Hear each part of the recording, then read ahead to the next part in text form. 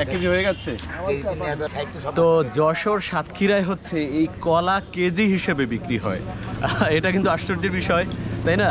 ঢাকাতে কিন্তু এই কলা কি ডজন হিসেবে বিক্রি হয়, কিন্তু যশোরের সাতক্ষীরায় এই কলা হচ্ছে, এখানে নানা ধরনের কলা রয়েছে, সবরি কলা, চম্পা কলা, এগুলো কিন্তু কেজি হিসেবে বিক্রি হয়।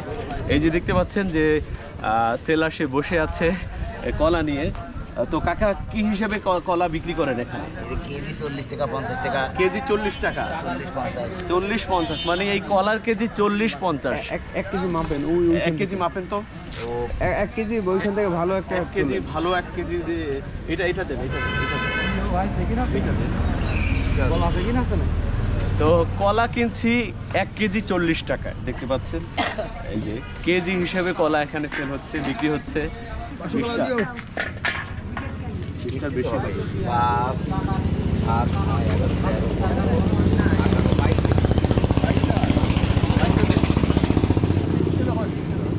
এইটা দেন, এইটা দেন। এইটা দেন। কমাই দেন, 1 কেজি বেশি হলে কমাই দেন। ওই যে দুই একটা, হ্যাঁ খারাপ নাই, ভালো কলাই। তো দেখতে পাচ্ছেন সে হচ্ছে 1 কেজি হয়ে গেছে। কেজি 3000 লাভ। আচ্ছা, কয়টা হোটেল? 1 3 6 1 কেজি নাও। দুধ পা। ভালো হবে না রে। 18টা, তাহলে 1 কেজিতে 18টা কলা হলো। এই 1 কেজি কলার দাম হচ্ছে 40 টাকা। তো যশোরে হচ্ছে এই কলাগুলো হচ্ছে কেজি হিসাবে বিক্রয় হয়। শুধু যশোর না, সাতক্ষীরা বা আশেপাশে বা যশোরের আশেপাশের জায়গায়ও এই কলা হচ্ছে কেজি হিসেবে বিক্রি হয়। তো আমি যশোরে এসেছি, ঘুরতে এসেছি, এটা দেখে একটু আশ্চর্য লেগেছে যে কলাও কেজি হিসেবে বিক্রি হচ্ছে, বিশেষ করে এই যে পাকা কলাগুলো। এগুলো কি ভাই? এগুলো শাক আলু বলে, চিনের আলু বলে। শাক আলু? মাটির ভিতরে হয়, বীজ পুঁততে চাষ করে।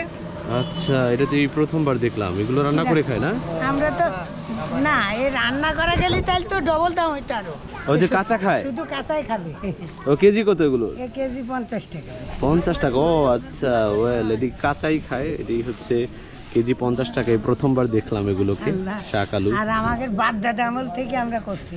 আচ্ছা আচ্ছা, কাঁচা খাতে দেন, কামড় দেন না, একটা কামড় দেন। বাহ, আচ্ছা।